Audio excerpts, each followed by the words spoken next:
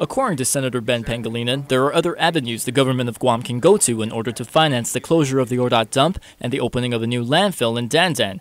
Currently, the executive branch wants to use part of an approved $246 million municipal bond to fund the project. However, Pangilinan says he wants to discuss other options, like using compact impact funds, when the executive and legislative branches meet before the district court's December 1st deadline. I plan to outline exactly how much we can raise using the compact impact, using the tipping fee, and using the securitization of contracts, let's say from the military, to present that to my colleagues as well as the court to show that it's a viable funding mechanism for the construction of the new landfill. Pangilinan adds that using compact impact funds instead of bonds causes less pressure for the government to use money from the general fund.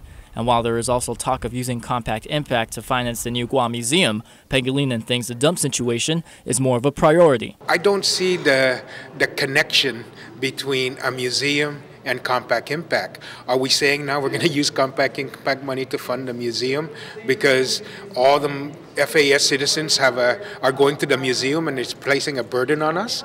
You know, so I think that what we want to do is there's a nexus between the revenue source and the project. Pangilinan says no date has been confirmed on when the island's leaders will meet, but one thing is for sure, time is of the essence. Josh Tekenko, PNC News.